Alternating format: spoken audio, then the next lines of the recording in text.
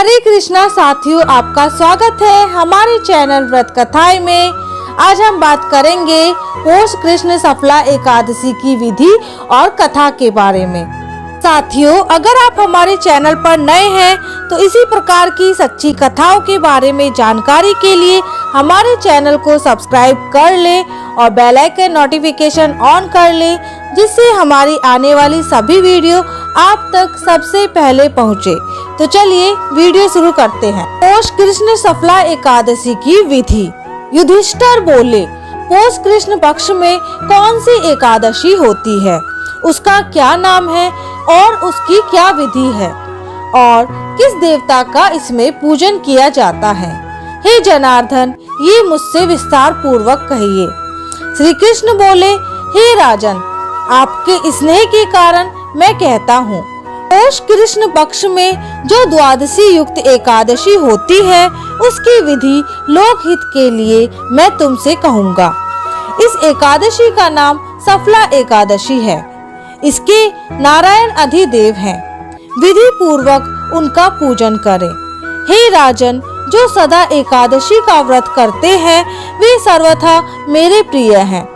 सफला एकादशी व्रत के दिन अच्छे ऋतु फलों से मेरा पूजन करें। सफला में दीपदान विशेष उत्तम माना जाता है। रात्रि में विधि पूर्वक दीपदान करना चाहिए। जब तक नेत्र खुले रहे तब तक एकाग्रचित्त होकर रात्रि में जागरण करें। अब मैं तुम्हें पौष कृष्ण सफला एकादशी की कथा सुनाता हूँ। तुम सावधान होकर सुनो। हे राजन, उसके समान ना तो यज्ञ है, ना तीर्थ है, ना संसार में कोई व्रत है। 5000 वर्ष तपस्या करने से जो फल मिलता है वह सफला एकादशी के व्रत करने से मिलता है। हे राजन, मैं तुम्हें एक कथा सुनाता हूँ। महिष्मत राजा की चंपावती नाम की प्रसिद्ध पुरी थी। राजा के 4 पुत्र थे। उनमें लुम्बक बड़ा पुत्र था। वह बड़ा पापी था। वह पर स्त्रीगामी, जुआरी और वैश्यगामी था। राजा ने पुत्र को ऐसी दशा में देखकर राज्य से निकाल दिया। तब लुम्बक मन में सोचने लगा कि पिता और बंधुओं ने मुझको त्याग दिया है, अब मुझको क्या करना चाहिए। इस प्रकार चिंता करते हुए उसने विचार किया कि मैं दिन में वन में चला जाऊंगा, फिर रात को वन से आकर पुरी में रहूंगा। यह विचार कर वह वन में चला गया। वह नित्य जीव हिंसा और चोरी करता था। वहाँ बहुत वर्षों पुराना पीपल का पेड़ था। उस वन में उस वृक्ष को देवता की तरह मानते थे। उसी स्थान पर वह पापी लुम्बक रहता था। बहुत दिनों के पश्चात एक दिन पौष कृष्ण सफला एकादशी का दिन आया। लुम्बक ने वृक्षों के फल खाए और दशमी की रात्रि को वस्त्रहीन होने के कारण शीत में पीपल के नीचे उसको नींद नहीं आई और मृतक के समान हो गया। दांतों को कटकटाते हुए रात बीत गई। सूर्योदय होने पर भी उसको होश नहीं आया। सफला एकादशी के दिन लुम्बक बेहोश पड़ा रहा।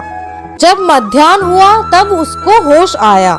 चैतन्य होने पर थोड़ी देर बाद वह अपने आसन से उठा। वह पग पग गिरता पड़ता लंगड़े की तरह चलने लगा। वह भूख प्यास से पीड़ित होकर वन में गया।